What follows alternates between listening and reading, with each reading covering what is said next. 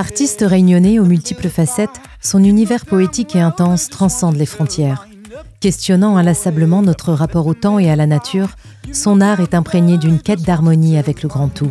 Pour lui, chaque note, chaque mot, chaque silence est porteur d'une intention, celle de reconnecter les êtres humains à leur essence profonde et à leur humanité partagée. J'ai le plaisir d'accueillir Horus sur Gaillard Média. Bonjour Horus. Bonjour Émilie. Bastien Picot. Voilà, pour Horus les intimes. ou Bastien, comme tu veux. Alors pour celles et ceux qui nous écoutent, nous regardent, est-ce que tu pourrais te présenter ?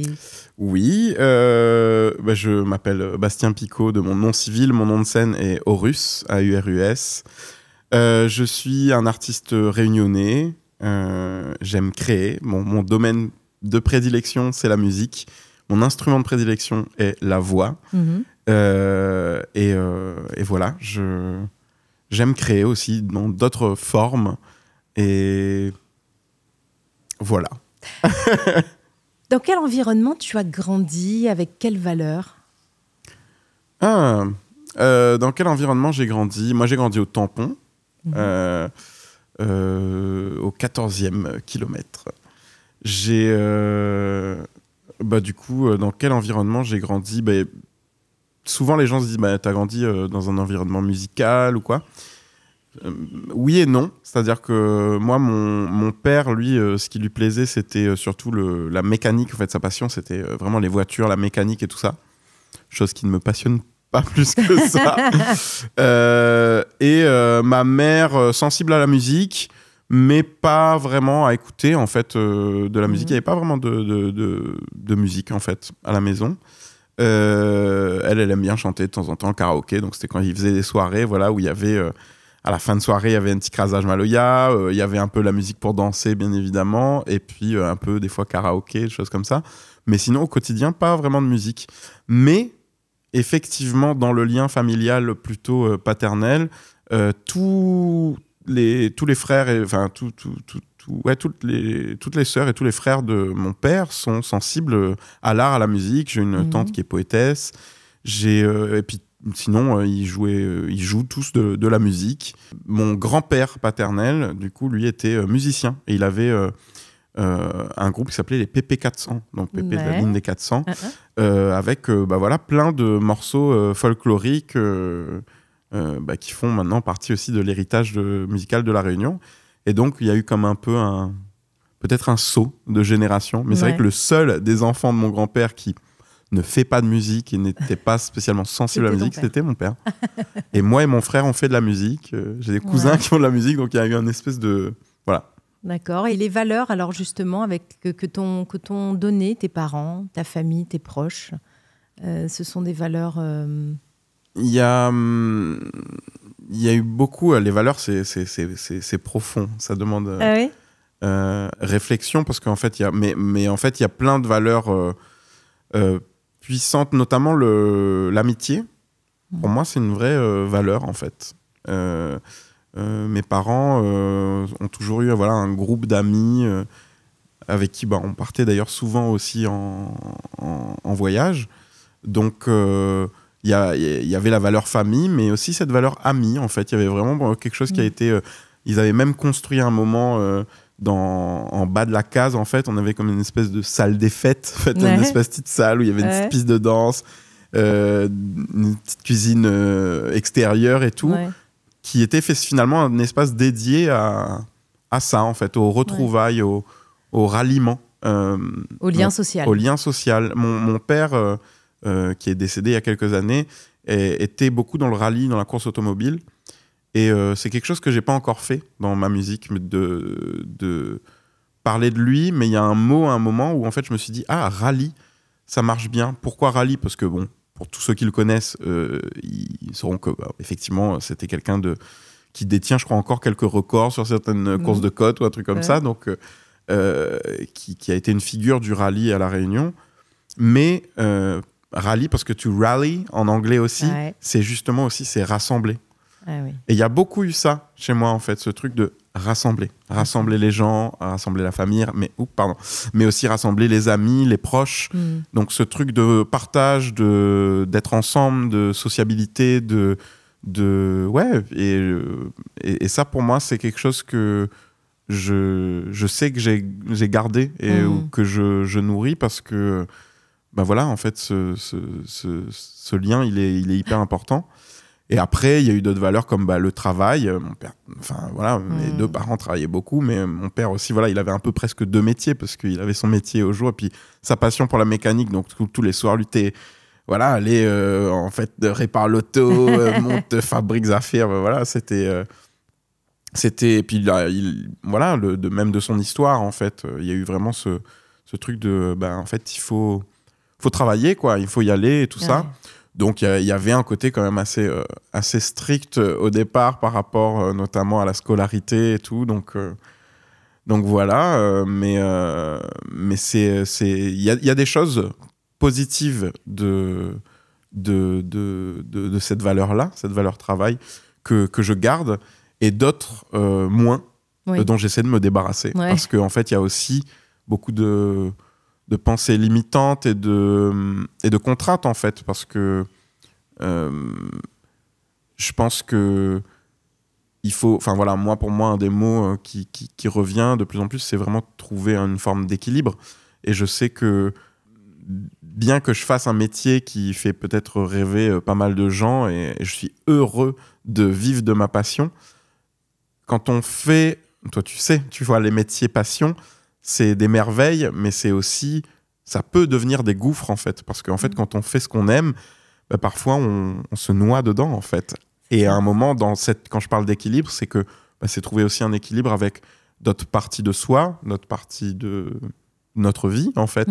Voilà, on parlait des amis ou de la famille, donc aussi trouver en fait un équilibre plus global et ne pas forcément se noyer dans ce travail / passion. C'est ça, et ne pas se perdre finalement. Et ne pas se perdre. Ouais. Donc voilà. Et j'ai écrit, c'est vrai, un morceau qui s'appelle Incantation, qui sortira bientôt, qui parle des mémoires transgénérationnelles.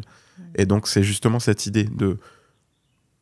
Là on parle des valeurs très concrètes qui ont été portées, mais moi je crois aussi qu'il y a plein d'autres choses qui sont transmises dans l'indicible, des mémoires. Voilà, des mémoires même de personnes de notre héritage qu'on n'a peut-être même pas connues. Et aujourd'hui, la science en parle aussi et se dit que ces mémoires transgénérationnelles, elles existent, que en fait, on voit que dans l'ADN même se trouvent des traces de traumas de générations qu'on n'a pas forcément connues et qui sont en nous. Et qui font des fois qu'on reproduit aussi certains schémas, malheureusement, qui ne sont pas très positifs et qu'on perpétue comme ça de génération en génération. Ouais. Et moi, l'idée, c'est de prendre ce sac transgénérationnel-là et de voir ce qui m'est utile, en fait, aujourd'hui. Déjà, de faire le tri entre ce qui m'appartient et ce qui ne m'appartient pas. Et dans les choses qui ne nous appartiennent pas, il y a des choses qui peuvent être encore utiles et positives aujourd'hui dans notre société et dans le monde dans lequel on vit. Mais il y a d'autres choses qui finalement n'ont plus lieu d'être, des choses qui font peut-être écho à des traumatismes ancestraux, mais qui aujourd'hui on est là. Non mais c'est bon, aujourd'hui ça c'est ok maintenant. Ouais. Et donc de faire le tri en fait, de se débarrasser de ce qui nous pèse aujourd'hui et ne nous aide plus et ne nous appartient pas, et de garder voilà ce qui nous renforce et nous solidifie aujourd'hui dans cette vie. Du coup, la musique. Oui. Comment la musique fait-elle son entrée dans ta vie pour en faire un métier ensuite ? Je sais pas. En fait, c'est venu le plus naturellement possible, quoi. C'est-à-dire que ça m'a toujours fait vibrer. Il y a des souvenirs de moi petit, même apparemment, où il me donnait un couteau ou une fourchette, te dire maman tu la tapes, chanter une chanson, parce que je chantais tout le temps. Voilà, c'est ça. La voix faisait déjà partie de ton enfance, voilà, t'as toujours chanté, quoi. Ouais, mais je saurais pas dire pourquoi, parce que j'ai vu un tel, parce que non, ça a toujours été là en fait.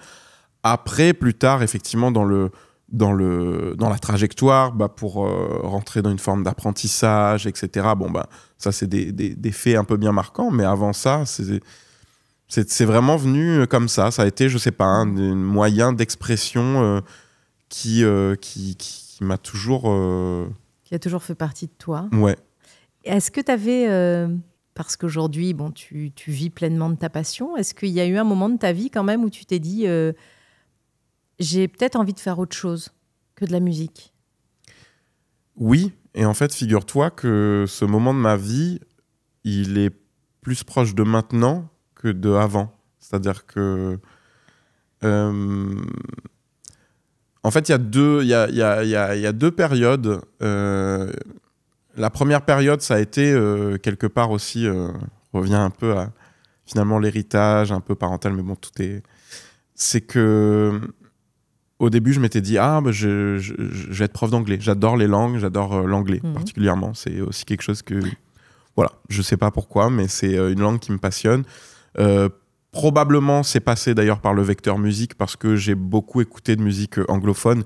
Et donc, je sais pas, j'ai envie de comprendre qu'est-ce qui se racontait. Ces sonorités m'ont toujours appelé, parlé. Donc voilà. Et je m'étais dit, prof d'anglais. Et puis finalement, j'avais commencé à faire des études d'anglais. Et je me suis rendu compte assez rapidement que j'avais pas spécialement envie d'être prof. Ouais. Pas prof d'anglais non plus. En fait, j'aime parler cette langue, j'aime communiquer, j'aime écrire dans cette langue, j'aime chanter dans cette langue. Mais d'un coup, je me suis rendu compte que tout ça, c'était un peu peut-être la fin d'un cordon ombilical qui ne m'appartenait pas, en fait. Ce côté genre, fais d'abord de vraies études, un vrai métier. Après, on verra la passion, tout ça. Et en fait, je me suis dit, mais est-ce que ça, c'est mon discours ou est-ce que c'est papa, maman / la société Ouais, oui. Et puis, je me suis rendu compte qu'en fait, c'était papa, maman / la société. Ouais. Et donc, j'ai mis un certain temps, voilà, mais à me dire, OK, en fait, non. Moi, ce que je veux faire, c'est de la musique. Donc, je vais arrêter les études et je vais trouver une façon de me professionnaliser dans la musique. Donc il y a eu cette petite phase effectivement d'illusion de je veux être prof d'anglais, mais je me suis vite rendu compte qu'en fait non, voilà. Et quand je dis que après ça fait plus écho à une temporalité actuelle, c'est que pendant très longtemps je me suis dit mais je vois pas, enfin je ne ferai jamais un autre métier, en fait je vois pas autre chose. Et chemin faisant, au contraire, en fait, je crois qu'aujourd'hui, j'embrasse vraiment l'idée de me dire que je crois... En fait, il y a plein de choses qui m'intéressent. Elles ont toutes un lien avec la création, mais elles peuvent prendre des sentiers complètement... voilà, ces choses diverses et variées. Ouais. Et aujourd'hui, au contraire, je me dis c'est beau d'avoir plusieurs vies dans une vie et de finalement peut-être prendre d'autres chemins. Et donc voilà, donc je ne sais pas si, je ne sais pas quand, mais aujourd'hui en tout cas cette idée elle est là et il y a un endroit où au contraire elle m'enrichit. En fait je me dis pour l'instant j'aime ce que je fais et je le fais avec grand plaisir, mais je peux très bien envisager un moment de prendre d'autres chemins et je sais que la musique, ça veut pas dire arrêter la musique, je sais que la musique sera toujours là, mais après le métier de musicien, je sais pas, parce que aussi plus on avance dans ce métier, aussi on se rend compte du monde dans l'industrie musicale, il y a musical, mais il y a aussi industrie, et il y a plein de choses là-dedans, moi, qui ne me conviennent pas forcément, et donc d'où l'idée d'inventer des chemins de traverse, ou tout simplement de prendre une tangente, mais la musique sera toujours là, peut-être pas, ce sera peut-être pas juste mon seul sentier, mon seul chemin. Un chemin pluriel. Ouais, carrément. Pourquoi le projet Horus porte le nom d'un dieu égyptien, mi-homme, mi-faucon? Quel est ton lien avec ce symbole qui est en plus un symbole très fort? Oui, alors, il y a énormément de symboles, mais je ne sais pas si on aura le temps de parler de tous ces symboles. Mais souvent, ce que je dis, alors, effectivement, le dieu Horus, H-O-R-U-S, voilà, il y a l'œil d'Horus qui est cette espèce d'œil stylisé qu'on connaît tous en fait, l'œil égyptien comme ça c'est le symbole de l'œil d'Horus. C'est le symbole de l'intuition, de voir au-delà de la matière, au-delà du palpable. Et souvent je dis que c'est déjà ce qu'est pour moi la musique, c'est-à-dire que c'est vraiment quelque chose qu'on envoie et qu'on reçoit. mais qu'on peut pas toucher, en fait. Donc, mais on sait et on sent qu'il y a vraiment quelque chose qui est donné, qui est échangé, qui se passe. Donc déjà, au sens large, pour moi, ça avait du sens. Après, le premier morceau que j'ai écrit, en fait, j'avais fait d'autres projets avant, en accompagnant aussi d'autres personnes, d'autres artistes, et aussi des projets à moi, etc. Et puis à un moment, voilà, en me focusant sur ce que moi j'avais envie de raconter, le premier morceau en fait qui est arrivé de l'album, qui a du coup été mon premier album en tant que Horus, le premier morceau que j'ai écrit a été une expérience un peu assez unique. Moi, je l'appelle un peu d'écriture automatique. C'est-à-dire que, en général, quand je compose, je mets du piano ou de la guitare, des percussions, je fais mes prods et tout, machin. Puis après, j'improvise au niveau de la voix, trouver une mélodie. Et je viens avec un peu un yaourt, où il y a des mots, des fois créoles, des mots anglais, tout ça. Puis j'aime bien garder certaines sonorités, où je me dis, attends, ça sonnait bien là. Et du coup, ça m'aide, ça me donne en fait un cadre pour ensuite écrire le texte dans un second temps. Essayer de garder certaines sonorités ou certaines rimes que j'avais aimées, qui pour moi fonctionnaient bien avec ce que véhicule le morceau. Et voilà, ça se fait un peu à plusieurs étapes. Et là, en fait, mon yaourt avait déjà du sens, en fait. C'est-à-dire que tout ce que j'ai fait, c'est de prendre notamment le refrain, parce que je voulais avoir du créole dans ce morceau, où là, du coup, j'ai un peu traduit les phrases qui étaient sorties, mais sinon, tout le reste, en fait, ça a été un peu... voilà, en fait, ça a déjà du sens, et c'est un morceau qui parle d'intuition. Et donc, que j'ai nommé Horus, H-O-R-U-S, contrairement à mon nom de scène qui est A-U-R-U-S, parce que je ne suis pas un dieu égyptien. Mais à un moment, j'avais besoin, moi, en fait, d'un nom d'entité, parce que, bon, j'avais déjà sorti un premier EP sous le nom Bastien Picot, mais déjà, à l'époque, c'était une réflexion où j'étais là, mais Bastien Picot, ça envoie pas le bon message, quoi. Bizarrement, utiliser son propre nom, pour moi, me paraissait enfermant et paraissait envoyer le mauvais message. Pourquoi ? Parce que souvent, quand on voit un prénom, nom francophone, ça amène plutôt, en général, sur de la variété française, de la chanson française ou quoi. Et je me suis dit, c'est super ce style de musique, mais en vrai, c'est pas forcément ce que je fais. Et puis surtout, je n'écris pas en français. Donc en fait, ça envoie pas forcément le bon message. Et le fait de trouver un nom plutôt comme d'une entité ou quoi, pour moi, c'est une façon d'être encore plus soi. Parce que justement, tout à l'heure, on parlait de chemin pluriel. Je pense qu'on est aussi pluriel. Je pense qu'on est des chimères. Et on est composé de plein de choses. Et Horus, ça a été la façon de m'approprier ma propre façon d'être une chimère. Et je dis ce mot, pourquoi ? Pourquoi Horus ? Parce que Horus, le dieu Horus, est aussi une chimère. C'est corps d'homme, tête de faucon. Et mon album s'appelle Chimera, donc chimère, parce que je parle de ça dans beaucoup de thèmes que j'emploie. En fait, à un moment, la racine, c'était ça. C'est en fait, nous sommes tous et toutes des chimères des temps modernes, parce qu'on est un peu divisés, je trouve, en trois grandes parties. C'est-à-dire qu'on a vraiment cette bestialité, l'animalité qui est en nous, parce que en fait, on a tendance à oublier, mais on est des animaux. Et donc des choses que parfois on veut essayer de mettre un peu sous le tapis parce que nous on est des homo sapiens sapiens, mais sapiens sapiens, quand on voit l'état du monde, des fois on dit sapiens pas beaucoup des fois, ou pas trop dans le bon sens, mais bon, voilà, donc il y a après cette espèce de homo sapiens sapiens, et puis même aujourd'hui cette espèce de humain 2.0 quoi. À l'époque il y avait même pas encore l'avènement de l'intelligence artificielle, mais déjà on voyait que avec les téléphones qui sont dans nos poches, les télés, les écrans, puis même la technologie qui commence même à s'insinuer en nous, qu'on est un peu aussi une chimère à cet état-là, une espèce d'humain augmenté. Et je crois qu'on est vraiment divisé dans tout ça, et c'est ce qui donne un peu des combats internes, mais aussi des combats externes, où on sent que on peut se déraciner de notre essence même pour essayer d'aller chercher quelque chose qui se rapproche de quoi, en fait. On veut être des dieux, donc en fait il y a une espèce de non pas de dualité, mais de triangulation un peu chelou, je trouve. Et pour moi c'était en lien avec plein de thèmes. Je parle des animaux, de notre lien aux animaux, de notre lien à nous-mêmes, de notre lien à l'autre, de notre lien au monde, etc. forcément, en fait, je crois qu'il y a une petite racine, il y a un truc là-dedans. Et du coup, pour moi, Horus, voilà, c'était aussi une façon d'acter ça, en fait, de dire, bah oui, je suis une chimère, mais en fait, est-ce qu'on n'est pas tous un peu des chimères, aussi?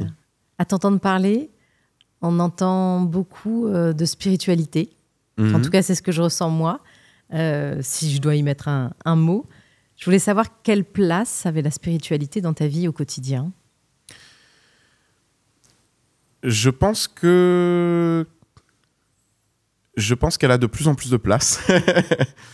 Je pense que pendant longtemps, justement, j'ai mis ça un peu sous le côté, en mode... j'ai eu la chance d'être éduqué aussi dans un milieu qui est très ouvert. Enfin, j'avais des parties de famille qui sont dans des religions différentes. Mes parents ne nous ont pas, moi et mon frère, obligés à choisir, par exemple. Donc, en se disant, bah, voilà, vous verrez, en fait, ce que vous voulez faire, quand bien même eux, ils priaient, voilà, ils lisaient la Bible, etc. Donc, mais j'ai pas eu, par exemple, comparé à d'autres amis, une obligation à aller au catéchisme ou des choses comme ça. On t'obligeait pas à aller à la messe, quoi. Non. Ouais. Et en fait, moi, aujourd'hui, en tout cas, moi, je les remercie de ça parce que, effectivement, je pense qu'à un moment, c'est important d'avoir aussi le recul en tant qu'adulte pour embrasser ou non une religion, Exactement. embrasser ou non une spiritualité. Puis au début, je pense que j'ai un peu été dans cette... le fait de peut-être mélanger un peu, enfin confondre un peu, se dire religion égale spiritualité. Puis finalement, avec le recul, voilà, je connais beaucoup de personnes qui sont religieuses et qui sont absolument pas spirituelles selon ma grille de lecture. Et je connais aussi beaucoup l'inverse. Alors, il y a beaucoup de personnes aussi qui sont religieuses, qui sont très spirituelles. Et en fait, il y a de tout. Et religion n'équivaut pas à spiritualité. Et moi, effectivement, ça a mis du temps pour finalement parce que je me reconnaissais pas forcément ici ou là, ou ici ou là. Et puis, en fait, en grandissant, c'est à la fois ce que j'ai fait dans la musique, dans ma vie, dans plein de choses, c'est aussi de, justement, reconnaître les chemins pluriels et de me construire mon fort intérieur et du coup ma propre spiritualité. Donc elle est de plus en plus présente et voilà, en fait ça retranscrit, je pense, beaucoup dans ma façon de créer, ma façon d'être et ma façon de vivre, quand bien même je ne me situe pas d'un mouvement ou d'un autre, en fait. C'est juste que moi je suis persuadé qu'il y a beaucoup plus que ce qu'on voit. Enfin voilà, on en revient à tout ce qui n'est pas palpable, ce qui n'est pas matériel, etc. Je crois aux liens de connexion, à l'énergie, et puis j'ai un côté aussi très cartésien, et en fait je suis persuadé que dans des années, on aura sûrement des outils scientifiques qui feront « Ah oui, effectivement, ce truc-là, de l'onde, de je sais pas quoi ». Mais aujourd'hui, voilà, ça nous paraît un peu... abstrait d'un point de vue fantastique, d'un point de vue scientifique ou paranormal ou quoi ou qu'est-ce. Pour moi, je crois que voilà, on évolue à différents étages et que je pense à un moment, oui, même la science aussi viendra peut-être avec de nouveaux outils prouver, puis découvrir aussi le monde du subtil. Mais ouais, je pense que voilà, je me suis construit ma propre...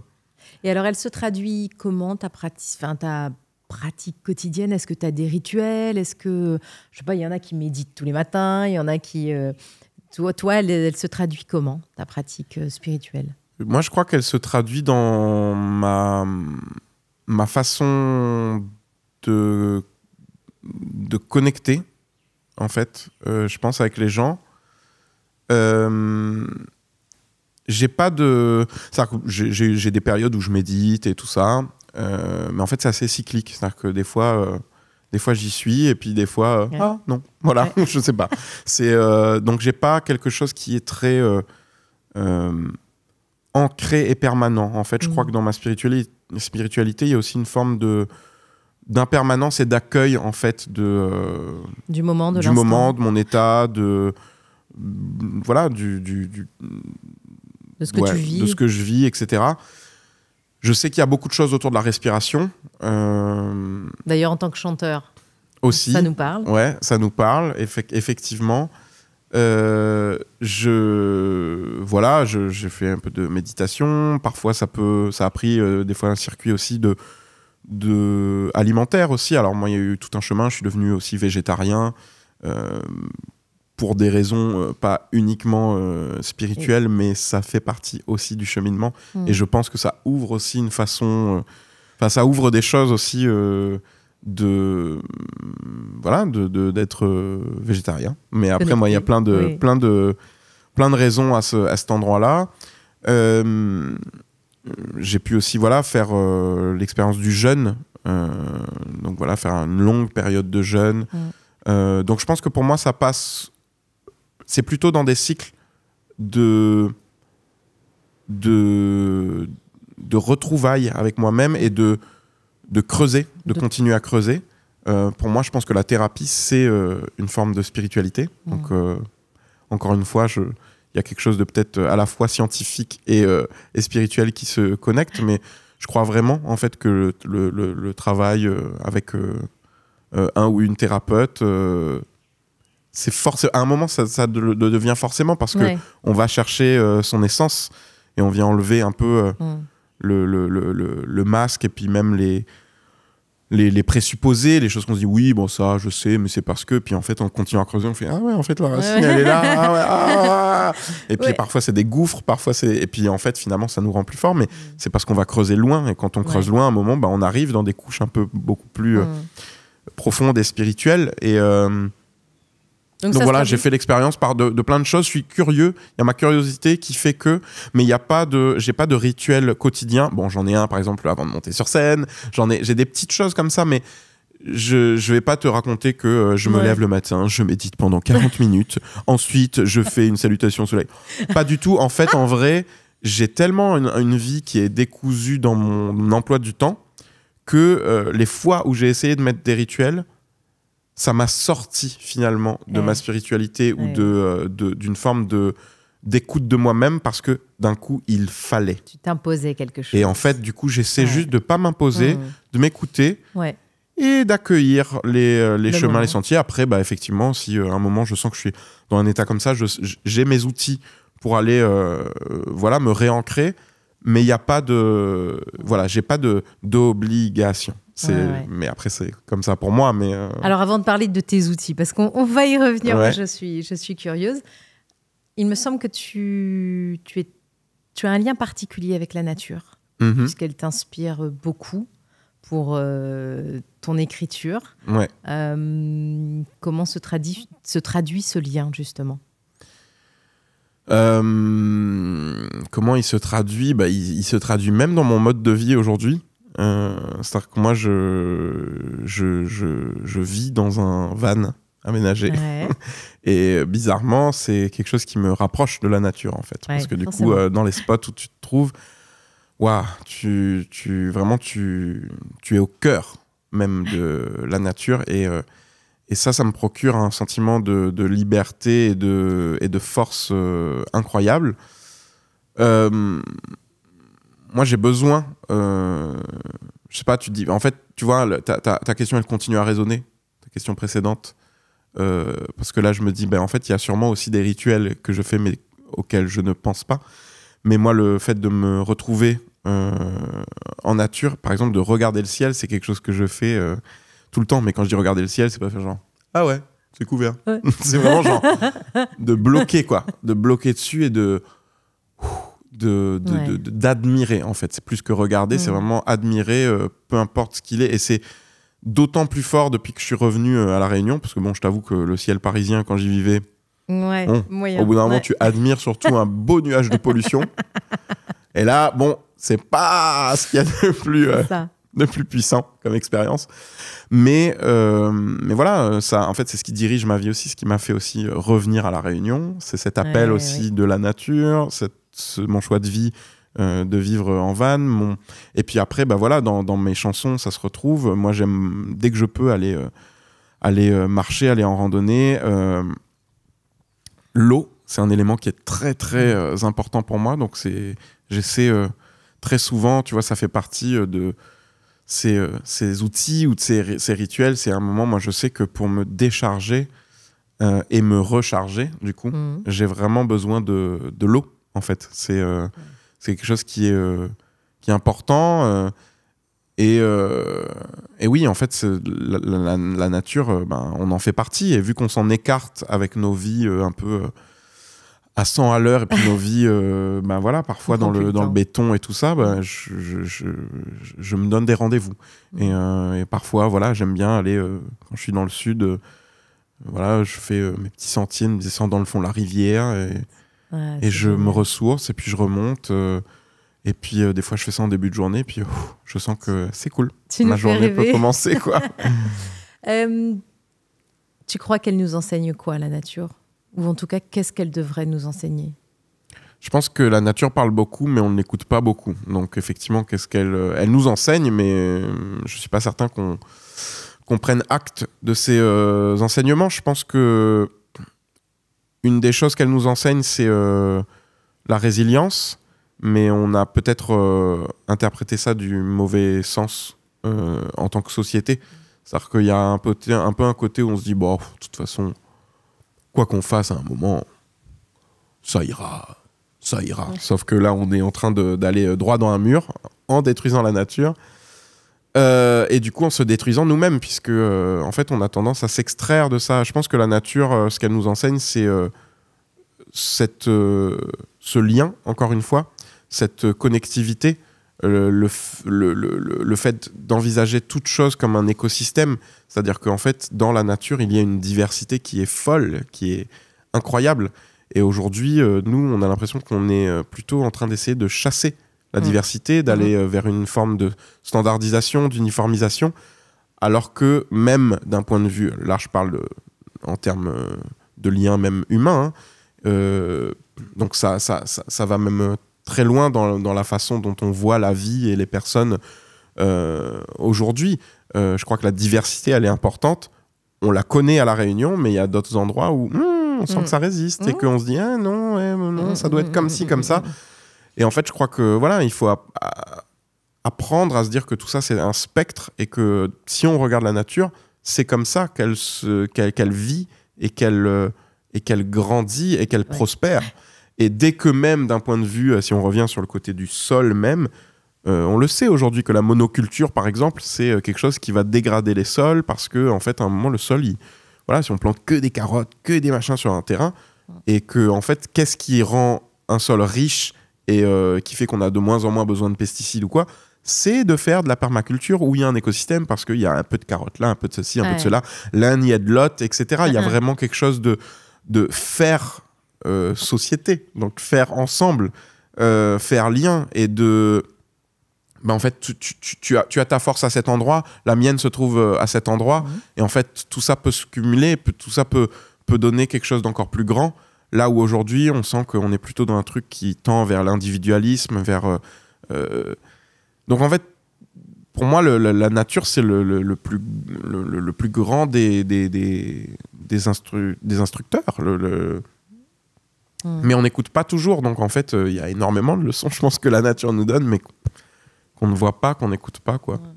Et le choix de vie que tu as fait, de vivre dans ton van, d'être un petit peu aux quatre coins de l'île et même du monde, parce que tu pars beaucoup, ça amène quand même une certaine forme de solitude, non ? Oui. En fait, ça... comment dire ? Je crois que beaucoup de Réunionnais qui sont partis, j'ai cette croyance-là, mais c'est parce que c'est sûrement mon expérience. Moi, j'ai toujours aimé, j'ai toujours eu besoin aussi à des moments de me retrouver seul. C'est-à-dire que je suis quelqu'un, je dis souvent, je suis un ours social. C'est-à-dire que j'adore les gens, mais en fait, je sais qu'à un moment, ça me... Ouais. Et du coup, j'ai besoin de me ressourcer aussi dans cette forme de solitude. Et aussi, quand je parlais de tout Réunionnais qui s'en va, c'est que quelque part, quand on s'en va, qu'on fait 11 000 km, qu'on est loin de notre famille, de nos amis, et qu'on évolue dans un nouveau milieu, un nouvel environnement, je crois qu'on grandit vite aussi là-dessus et qu'on se solidifie aussi parce que d'un coup, là, faut démailler, quoi. Tu vois, il y a un truc un peu.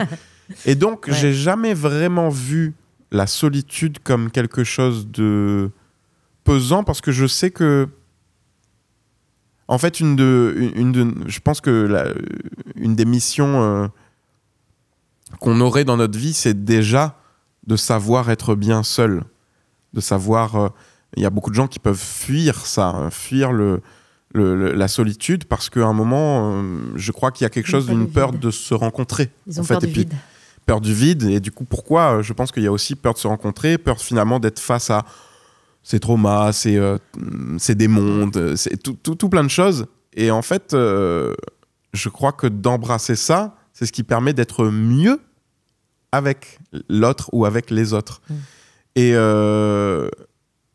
voilà. Et je sais que moi, aujourd'hui, j'ai pas peur de ça, en fait. Être seul. Ouais, voilà. Et après, l'autre moitié de ma réponse, c'est aussi parce que j'ai pas la sensation de l'être souvent, parce que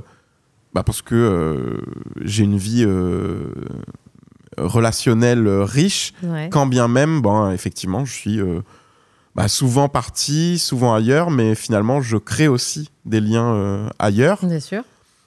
Après, oui, ça peut m'arriver, effectivement, d'avoir des moments un peu de vide et tout ça, mais j'essaye vite de les accueillir. Pas de les éviter, mais de les accueillir, en fait.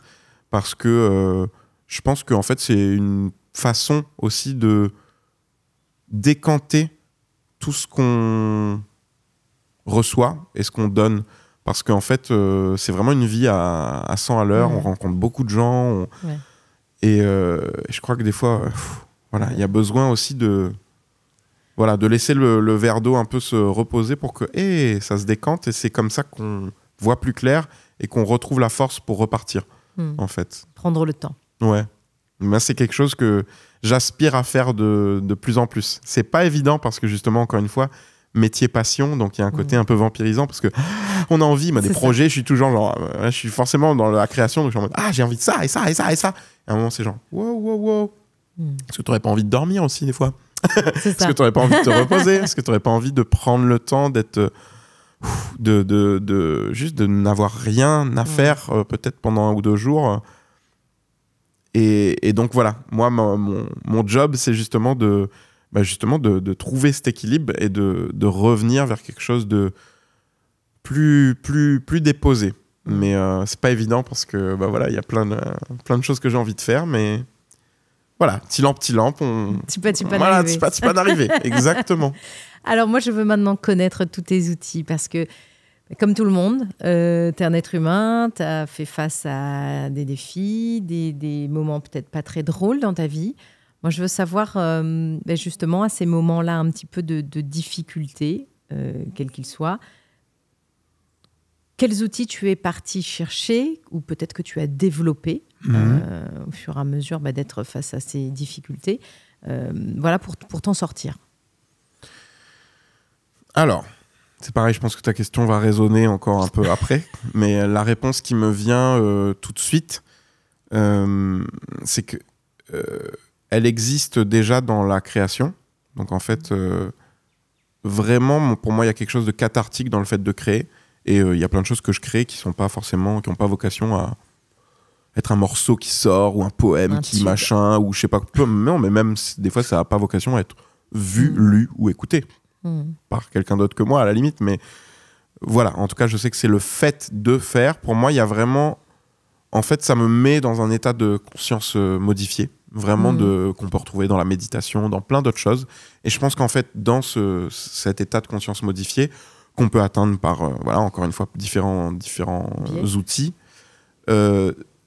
moi, ça me fait du bien parce que ça me recanalise, ça me décharge et me recharge. Alors vraiment, c'est... Donc en fait, dans l'écriture, dans la composition, dans la création, il y a quelque chose comme ça qui parfois va prendre une forme musicale, parfois purement écrite, et pas forcément parole de chanson, l'écriture. Oui. Ouais, même un peu ce que journaling, tout ça, enfin Oui. quand il y a un team, peu importe Ouais. comment on l'appelle, mais en fait c'est un vrai outil, je crois, Ouais. pour en fait déposer un mental qui à un moment va être saturé. Il y a un... et je crois qu'à un moment on atteint cette espèce d'état de conscience modifiée, de flow ou je sais pas quoi, où le temps, la texture du temps disparaît, tout ça disparaît. Pour moi, ça en général c'est des indications que voilà, on a été au bon endroit quelque part. Ouais. Donc voilà, déjà dans le processus de création, donc quelque chose que je peux retrouver effectivement dans la méditation ou dans le travail de respiration. J'aime beaucoup moi la cohérence cardiaque, qui est quelque chose qui va me... Excellent outil. Ouais, franchement, qui va Te recentrer. me recentrer. C'est un outil que je trouve assez formidable et d'autant plus formidable qu'il est simple à utiliser. Et gratuit. En fait, et gratuit, voilà. Donc voilà. Comme outil, après, j'ai effectivement la nature, on en parlait tout à l'heure, c'est-à-dire que vraiment, moi des fois, et puis maintenant, de plus en plus, alors que je suis quelqu'un de très frileux, l'eau froide, c'est quelque chose qui va m'aider. Alors qu'à la base, je suis là genre... trop frais. Non. Et en fait, maintenant, je me surprends moi-même parce que je vois en fait ce que ça me procure physiquement, mentalement. Il y a vraiment quelque chose qui s'ouvre. Donc voilà. Il y a ça. Le fait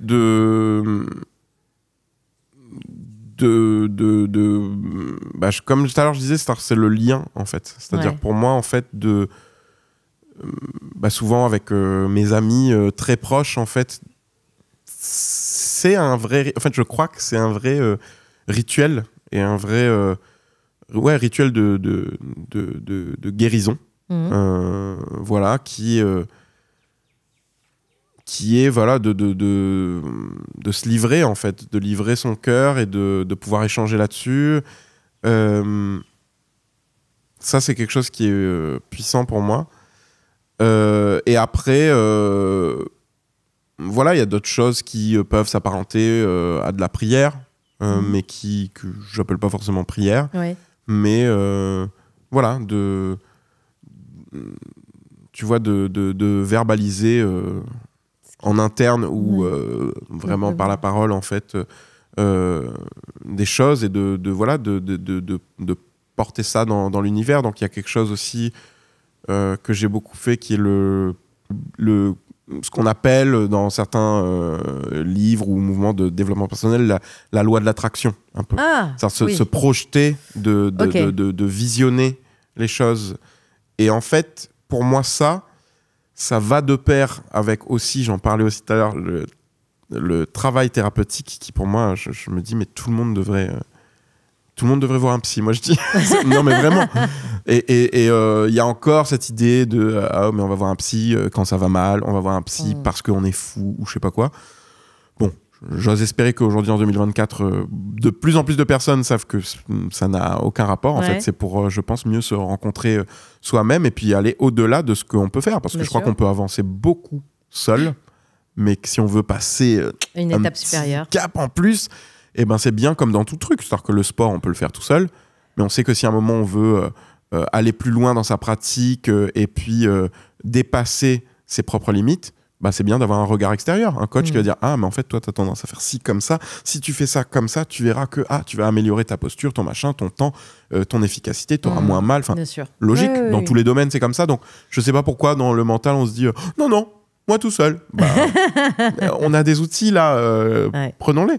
Et en fait, je crois que pour aller et efficaciser le côté vision, le côté projection et ce truc de loi de l'attraction, je crois que c'est important justement de faire le travail déjà de creuser pour savoir vraiment la racine de ce qu'on veut. Parce qu'en fait, juste dire je veux une Lamborghini ou je sais pas quoi, enfin bon, pour moi c'est pas du tout des envies à moi, mais très souvent il y a ce truc un peu d'objet, de machin, mais en fait la racine, qu'est-ce qu'on veut en fait. Et je pense que ça c'est plus puissant quand on se dit moi dans ma racine c'est trouver la liberté financière, liberté ceci, liberté cela. En fait, dès que ça touche justement aux valeurs, aux envies profondes, mais en fait pour ça il faut déjà enlever tout le truc un peu entre guillemets superficielle de je veux une voiture, je veux Exactement. machin. En fait, c'est quoi que tu veux au fond? Ouais. Qu'est-ce qui te manque? Qu'est-ce que tu veux atteindre? Poser une intention. Ouais. Et cette intention Déjà. profonde, je pense que pour l'avoir, il faut creuser un peu.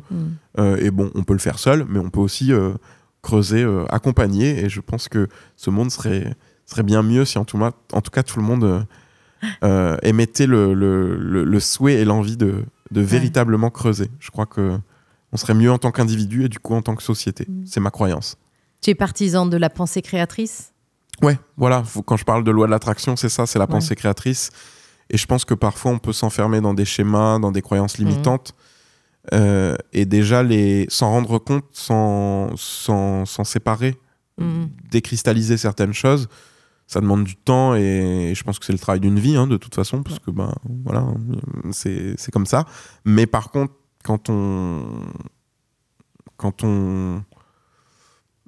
s'y met, je crois qu'au bout d'un moment, on voit en fait ce que ça peut nous apporter. Comme alignement sur nous et puis même à un moment comment ça s'incarne et comment ça prend vie dans ce monde. Exact. Ouais. Tu crois au hasard? Question intéressante. Non. Mais c'est pas si évident pour moi de... En fait, non, je crois pas au hasard, mais je crois que parfois je crois que souvent on n'a pas idée de ce qui se trame. C'est-à-dire que je dis ça parce que je sais que des fois quand on dit je crois pas au hasard et qu'en fait on essaie d'interpréter chaque chose qui nous arrive comme pour y mettre du sens maintenant, alors que des fois cette chose qui nous arrive, elle prendra peut-être du sens dans 30 ans. Donc on n'a pas forcément le cahier, la lecture. Parfois c'est évident peut-être sur l'instant et c'est bien, et peut-être des fois on fait une lecture aussi erronée et puis ça nous rassure et puis c'est bien.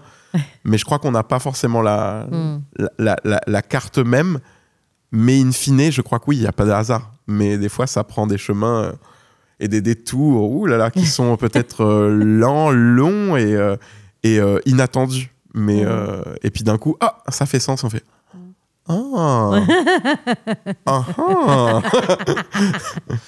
Qu'est-ce qui te motive au quotidien? Qu'est-ce qui fait que tu es heureux de te lever le matin?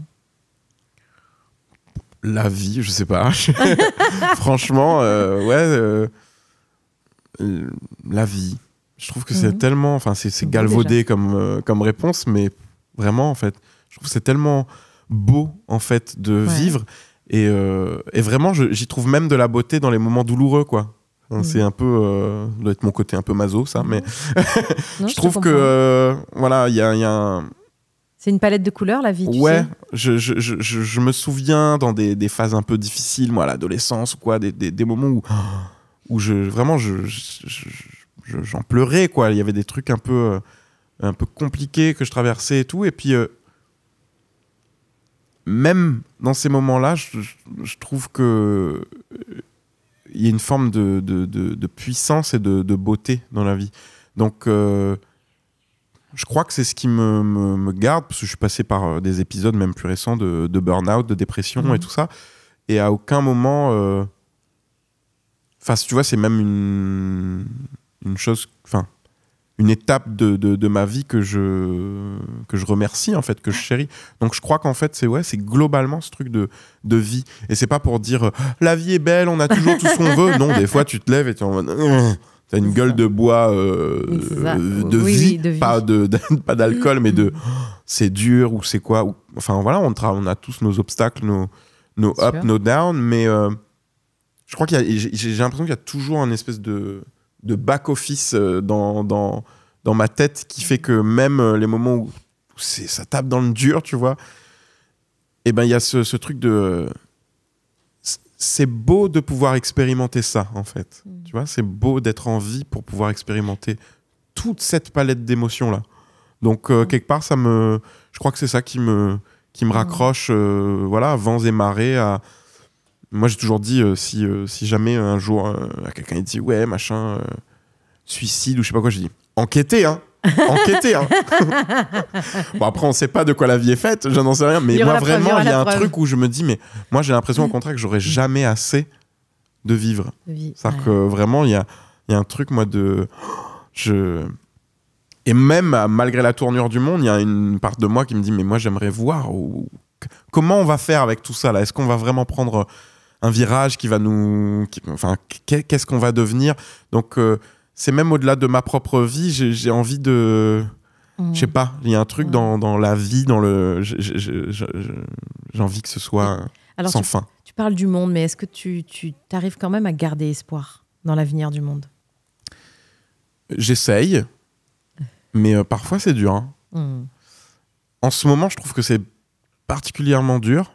Donc bon, je suis pas de nature plutôt pessimiste en général, donc j'ai envie de te dire oui, je garde espoir et tout, mais franchement, je mentirais si je dirais que c'était une tâche facile. En ce moment, je trouve que...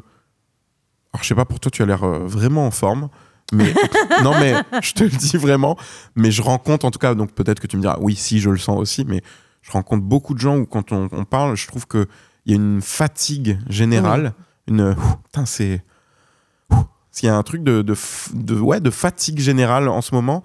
Et moi, je crois qu'il y a un peu de cette fatigue qui est due à tout ce qui est en train de se passer dans le contexte géopolitique, dans le contexte humain, dans le contexte des droits, dans le contexte de la nature, dans tout le contexte, en fait. J'ai l'impression que tous les jours, même là, récemment, les élections, enfin voilà, en plus...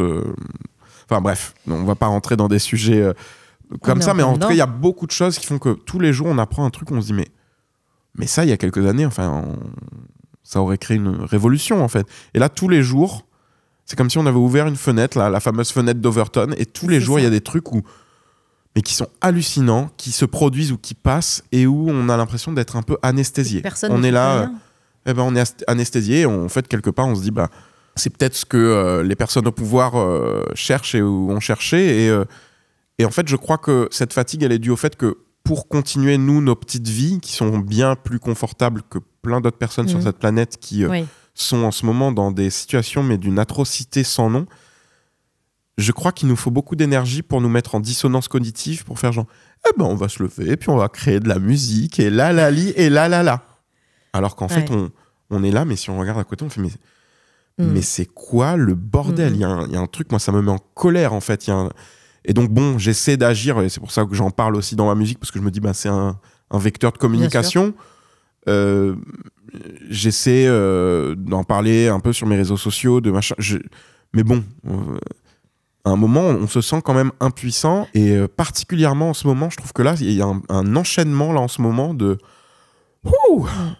C'est dur, hein, de garder espoir, là, et de se dire qu'à un moment, on va se réveiller, parce qu'on a l'impression que ceux qui finalement sont au pouvoir et que finalement cet argent qui dirige cette soif de pouvoir qui dirige les choses, parce que bon, il y a les politiques mais qui sont aussi des marionnettes d'autres personnes. Enfin moi c'est un peu c'est compliqué quoi, c'est dur mais voilà, du coup moi j'utilise aussi des outils pour m'aider à garder espoir. C'est-à-dire que j'essaie de regarder moins les médias ou les réseaux sociaux. En fait, là, je me suis récemment abonné à plusieurs comptes qui parlent de toutes les choses positives qui sont en train de se passer. Parce qu'en fait, justement, pour nous garder aussi dans cet état d'anesthésie, je pense qu'il y a aussi le fait de ne parler que des choses un peu négatives. Quand bien même, aujourd'hui, il y a encore des batailles qui sont gagnées, qui sont menées, des batailles qui sont gagnées, des vraies bonnes nouvelles pour l'environnement, pour la politique, pour les droits humains. Il y a ça aussi, mais on a tendance à les occulter, et donc j'essaie de trouver encore une fois l'équilibre, parce qu'il ne s'agit pas de fermer les yeux et de se dire « je regarde plus les nouvelles, et puis là, le monde y va bien ». Non, en fait, il faut quand même qu'on soit au courant, parce qu'il faut qu'on puisse faire entendre notre voix et puis œuvrer à notre niveau, mais il ne faut pas non plus qu'on tombe là-dedans dans un puissant fond au point de justement ne plus avoir de force vitale pour finalement agir et devenir vecteur de changement pour les choses qu'on serait en capacité de changer même à notre petite échelle. Donc voilà, j'essaie je me rends compte moi vraiment de l'impact Alors c'est con, hein, mais je pense qu'il y a des gens qui se sont rendus compte de ça très tôt. Moi, j'accueille le fait que je suis un peu tardif là-dessus, de me rendre compte à quel point ce que je regarde impacte, influence ma vision, mon prisme et ma journée, voire ma semaine. C'est-à-dire que il y a des séries que j'adore regarder qui sont trop cool et tout, mais où c'est un peu dark, où c'est un peu, c'est des trucs, c'est pas hyper solaire.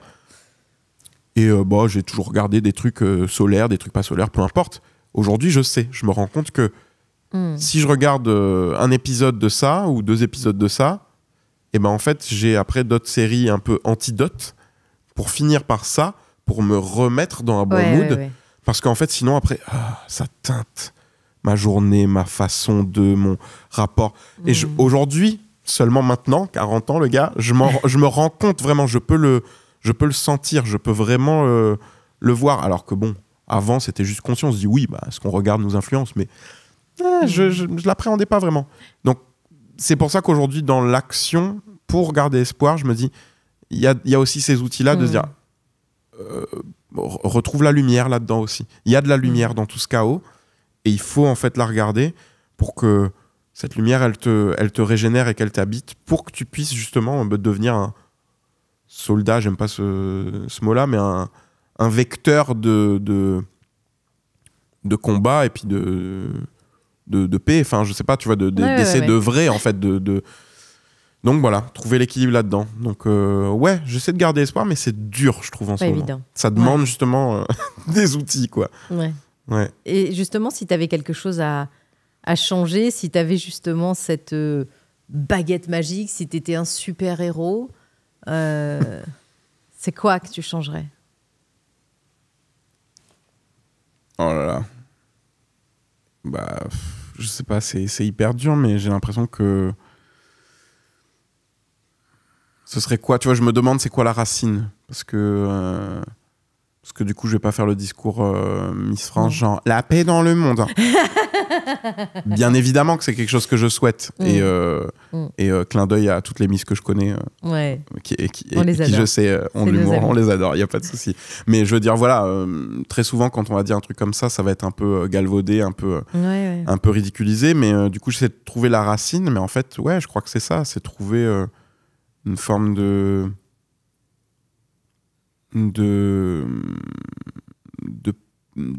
paix, de connexion à soi, à l'autre. Et en fait, je pense qu'à un moment, si ça s'insinue au niveau global, j'ai l'impression que c'est quelque chose qui pourrait solutionner plein de choses, quoi.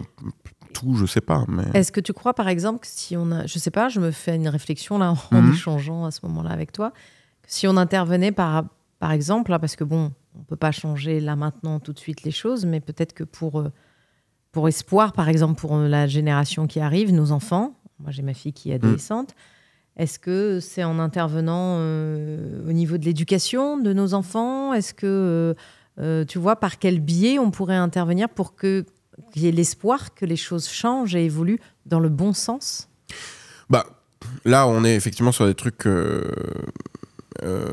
plus concrets et moins baguette magique de super-héros, mais je crois que ça... Tout est lié. Tout est lié. Et effectivement, je crois que ça passe par là. Moi, je regarde beaucoup le schéma un peu scandinave, où en fait, on le voit. C'est-à-dire que c'est un des modèles au monde où déjà, il y a le moins de criminalité et le moins de récidive, où il y a le moins où le système scolaire est le plus avancé, il y a le plus de résultats, alors qu'il y a le moins de matière, donc il y a moins de... En fait, ils ont trouvé une façon d'accompagner chaque personne à apprendre, et aussi, ils y ont mis des cours d'empathie, donc apprendre à comprendre l'autre. Tu sais, quand tu dis ça à ton ami, tu lui as dit ça tout à l'heure, mais en fait, toi, pourquoi tu lui as dit ça? Et qu'est-ce que ça provoque, tu penses, quand tu lui dis ça, etc. Se mettre à la place de l'autre, c'est des choses qui paraissent banales, mais en fait, en vrai... c'est essentiel, en fait. Et du coup, de mettre ça au cœur de l'éducation, donc certes, chacun prend sa part, il y a les parents, bien évidemment, aussi, mais de mettre ça aussi dans l'éducation nationale, de se dire, c'est important qu'en fait, chaque personne soit sensible à ça. Eux, ils ont ils font de la respiration, de la cohérence cardiaque, ils font de la méditation, ils ont des cours d'empathie, ils ont un système scolaire qui va accompagner chaque enfant dans son unicité et pour vraiment créer l'envie d'apprendre et l'envie de développer ses compétences et non pas de se dire ben voilà en fait c'est comme ça et puis ben le couloir il est là et si toi t'as l'impression d'être un peu hors sentier bah t'es mauvais et puis c'est tout. Alors qu'en fait chaque enfant, l'idée c'est de justement et quelque part on en revient à cette idée de diversité, c'est accompagner chaque enfant, donc en fait c'est faire acte de la diversité qui existe, la diversité intellectuelle, émotionnelle, etc. Et donc, dans cet accompagnement-là, oui, je crois que c'est quelque chose de très concret.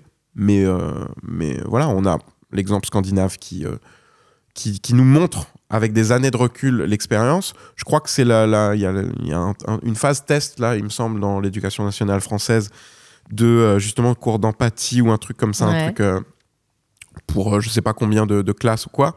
Donc, je me dis, bon, c'est bien, mais en fait, en vrai, on a des années de retard et puis il faudrait vraiment faudrait s'y mettre parce que effectivement, on voit que l'avenir, c'est ceux qui arrivent après nous et en fait, il faut qu'on puisse leur inculquer ça. Moi, j'ai plaisir à voir les nouvelles générations qui sont beaucoup plus sensibles et sensibilisées à l'environnement, au tri, à tout ça, à se dire, mais oui, mais en fait, mais attends, quand tu fais ça, machin...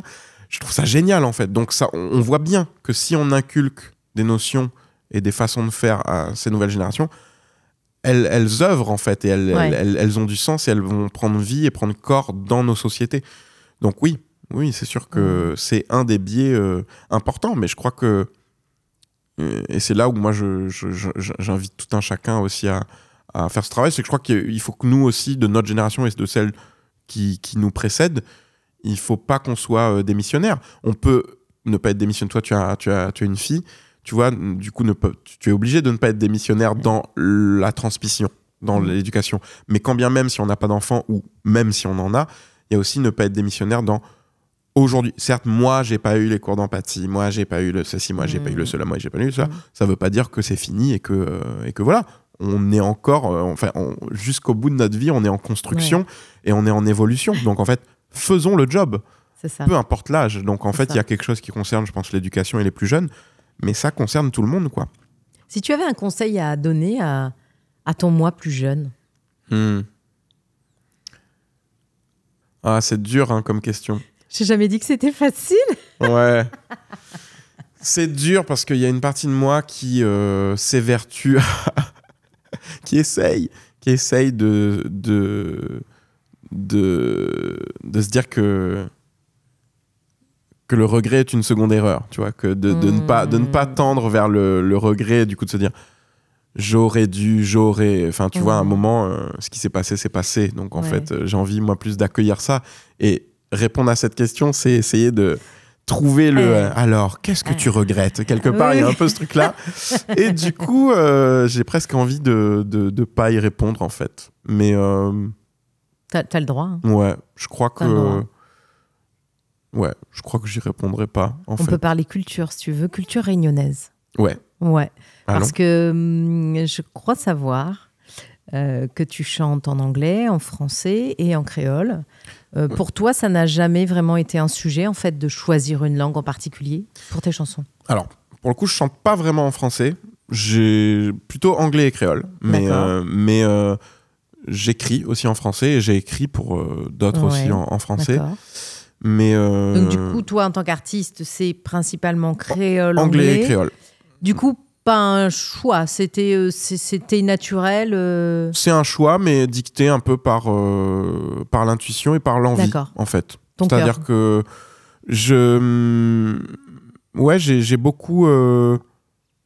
J'aime la sonorité de ces deux langues. Comme je te disais tout à l'heure, moi, depuis ma plus tendre enfance, il y avait aussi un lien avec l'anglais qui s'est dessiné de par tout ce que j'ai pu écouter et tout ça. Le créole, bien évidemment, qui fait partie aussi de notre culture, quoi. Donc, et tu me diras, le français aussi, mais bizarrement, j'ai beaucoup écrit en français et ça a souvent été plus j'ai des recueils de poèmes, des trucs comme ça. Mais mettre en musique, je trouve ça pas forcément naturel pour moi. Ouais. Et je suis pas du tout fermé à l'idée. Il y a des gens qui écrivent en français dont j'admire le travail. Je trouve que c'est quand même un exercice assez difficile. C'est-à-dire que moi, il y a pas mal d'artistes francophones où en fait, on va dire qu'il y a peu d'artistes francophones où je trouve qui allient l'excellence de la plume, donc du sens, du verbiage, de tout ça, de cette belle plume, et de la façon de faire chanter cette langue. Je trouve que c'est des choses qui sont pas, voilà, pour moi, qui me paraissent pas si évidentes. Et c'est vrai que des fois on me demande mais pourquoi tu chantes pas en français, tout ça, et je dis pas, c'est pas un choix dans le sens non, moi jamais, il y a pas un refus, c'est juste que ce que je refuse de faire, c'est de le faire par stratégie. C'est-à-dire que très souvent on m'a dit mais oui, mais en France il y a, tu sais, cette histoire des quotas, donc il faut chanter en français si tu veux passer plus sur les radios, plus sur les cases. Et moi en fait j'essaie de m'y refuser, quoi. C'est-à-dire que je me dis peut-être demain, peut-être dans 10 ans, je ne sais pas quand, et peut-être jamais, mais bon, je pense que ça sera sûrement un jour, mais peut-être qu'un jour il y aura du français, il y aura quelque chose qui va s'insinuer dans mon art et dans mon travail. Mais ce jour-là, c'est parce que ça fera vraiment écho, que ça suivra une forme, voilà, d'intuition et d'envie viscérale et de besoin, et que ce sera juste logique. Ce à quoi je me refuse, c'est de le faire par pure stratégie, parce que ça pourrait donner un coup de peps à ma carrière, parce que je serais plus diffusé en radio en France, parce que non, en fait, ça... Et comment la culture réunionnaise, notre culture, notre tradition, influence ta manière de voir le monde ? Pour moi, ça a toujours été une force, en fait, justement. Parce que on parlait tout à l'heure, justement, de diversité. Ouais. On parlait de spiritualité, d'accueil, de tout ça, d'avoir un peu un recul sur tout ça. Je pense que tout bon créole, en fait, on a ça, en fait. On vit depuis toujours, en fait, avec plein de religions qui coexistent, avec une mixité qui est incroyable, et dont je me rends compte encore plus par les voyages, en fait. C'est-à-dire quand tu voyages, tu te rends compte à quel point, en fait, on est chanceux, et que finalement, ce qu'on vit ici est assez unique. Parce que récemment, je suis allé jouer aussi en Australie, je suis allé en Nouvelle-Calédonie et tout ça. Et il y a plein d'endroits où on va et où on peut trouver des similitudes dans le contexte de l'esclavage, dans le contexte de ce passé un peu sordide. Mais en fait, à un moment, c'est se rendre compte aussi que nous, il n'y avait pas forcément de peuple premier et tout ça. Donc déjà, ça dessine aussi autre chose, parce que ça dit pas la même chose que ceux qui sont arrivés en Australie et ou aux États-Unis, ou c'est l'histoire du monde, tu me diras. Mais voilà, ce truc de colonisation qui a exterminé ostracisé tout un peuple pour ensuite prendre la place, et puis etc. On connaît l'histoire. Nous, c'est un peu différent. Alors, ça veut pas dire on n'a pas un passé sordide, parce que on connaît ce passé de l'esclavage et tout ça. Donc, mais c'est différent. Et en fait, plus je voyage, plus je me rends compte de ce que ça... De la richesse. Déjà, de la richesse qu'on a, en fait, tu vois, de connaître ça, en fait, de connaître d'avoir cet héritage-là, et de connaître, en tout cas, cette mixité, ce vivre ensemble. Et ouais, je vois, en fait, certaines forces que je peux avoir, qui peuvent venir de là. Et puis, je crois que ça reste encore, à l'heure actuelle, une source d'inspiration, en fait, par rapport à tout ce dont on a parlé finalement. En fait, on est un beau... j'ai écrit la musique j'avais fait une petite citation comme ça pour un documentaire qui s'appelle Laboratoire du monde. J'aime bien cette expression. On est un beau laboratoire du monde. Et voilà, je trouve ça puissant. Et quelle partie de notre culture tu penses qu'il est, ou en tout cas toi, tu as envie de préserver pour les générations futures ? Quel pan de notre culture ? Moi, j'ai envie de tout. Hein. Tout. Ouais. Non, mais parce qu'il y en a qui vont dire non, notre carré, il y en a d'autres, ça peut être notre vivre ensemble. Moi, ce serait plus porté sur ça, sur notre vivre ensemble, notre... Parce que malheureusement, et l'expérience du temps nous a montré qu'on ne peut malheureusement pas tout garder, mais s'il y a vraiment quelque chose, tu vois, qui... c'est ça, je pense que c'est plus le vivre ensemble, mais dans un c'est là où en fait on peut arriver, je pense, à ouvrir les bras. Parce qu'en fait, si on garde en fait quelque chose de clos comme ça, on est en résistance à la marche du monde et quelque part en résistance même à ce qui a créé nos propres bras. Parce qu'en fait, c'est justement la diversité, l'accueil et voilà, le vivre ensemble qui a fait qu'on est ce qu'on est. Donc en fait, d'un coup, vouloir se dire tout ça s'arrête maintenant et puis plus du tout. Bah non, ça n'a pas de sens.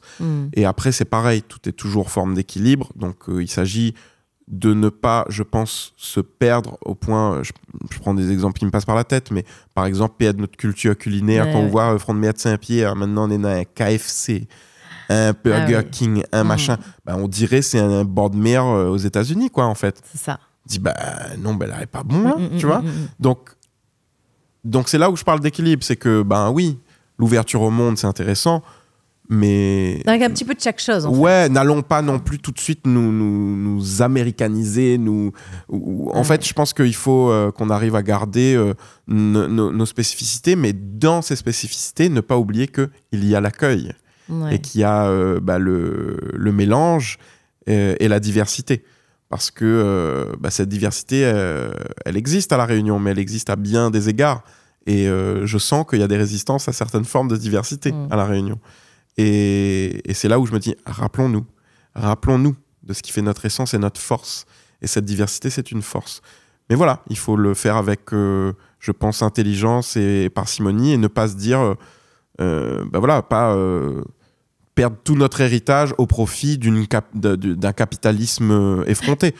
Donc voilà, c'est juste une question d'équilibre, mais je pense que ça se joue plus, non pas au niveau, des infrastructures ou du monde de l'entreprise ou des choses comme ça, mais plus vraiment à la racine, quoi, à l'humain. À l'humain, c'est vraiment ça. C'est là-dedans qu'il faut aller chercher cet accueil, cette diversité et continuer à renforcer ça. Voilà, main dans la main et avec la marche du monde, quoi. Ouais. On arrive sur la fin de notre échange. Oui, Mikosata. Non, j'adore, c'est génial. J'ai encore une ou deux questions. Est-ce qu'il te reste un rêve que tu n'as pas réalisé, accompli? Non, mon Dieu, mais il m'en reste plein. T'en restes plein? Bah ouais. Allez, tu nous fais un petit teaser sur l'un de tes rêves? Oh, mais il y a... Il y en a tellement, j'ai l'impression. Déjà, j'ai vu que tu faisais de la formation polyphonique. Ça, la formation, c'est un truc qui t'a toujours plu, interpellé? Oui, la transmission, ça a toujours été quelque chose d'important pour moi et ça a toujours été là, en fait. Donc, il y a aussi une forme d'échange là-dedans, je trouve génial. Ça, c'est quelque chose, c'est une activité que je vais d'ailleurs développer. Dans les rêves musicaux, je sais pas, mais moi, par exemple, jouer avec un orchestre philharmonique, tu vois, pouvoir faire quelque chose d'énorme comme ça avec un orchestre philharmonique, c'est super. Après, l'orchestre symphonique du CRR, qui est la carte blanche, tu l'as déjà faite? Non, mais voilà. Si vous m'entendez, bonjour. Thierry Boyer. Salut Thierry Boyer. C'est déjà croisé, tu sais. Écoute, ça se fera quand ça se fera, mais en tout cas, moi, c'est quelque chose qui me plairait énormément. Et puis déjà, j'ai déjà un avant-goût de ce rêve, parce que là, je vais faire une apparition avec le jazz club, le big band de La Réunion. Et du coup, voilà, on va faire quelque chose en avril 2025 ensemble, super. Donc c'est très cool. Ouais. Mais voilà, après... dans les rêves musicaux, il y a des rêves de faire certains festivals, de faire certaines collaborations. Il y a énormément de rêves, mais il y a d'autres rêves, peut-être avoir un lieu. Moi, j'aimerais beaucoup avoir un lieu justement pour pouvoir créer cette espèce d'utopie, un lieu qui soit à la fois autour de la nature, tu vois, un lieu qui soit éco-responsable et qui soit peut-être même à la pointe de tout ce qui peut se faire. Pour faire en sorte qu'un environnement créer cet écosystème un peu, tu vois, à la fois au niveau habitat, mais aussi au niveau de la culture du sol, mais aussi culture, tu vois vraiment un espèce de tiers-lieu, tu vois, / ferme pédagogique, / culturel, / échange, / formation, / friche culturelle. Voilà, tu vois, il y a une espèce d'utopie comme ça qui grandit en moi. Et bah, ça fait partie, c'est un de mes rêves. Je sais pas si je le réaliserai, mais si à un moment j'en ai les moyens, j'ai déjà plein de dossiers avec plein d'idées. et voilà, Qu'est-ce que les gaillards dont tu vis aujourd'hui? Ben, la liberté de faire cette mienne, déjà. Habiter à la télé, regarde ça. La Réunion, là, ça c'est un joyau, ça. Donc, d'être bien entouré. Non, maman est vraiment reconnaissant, en fait,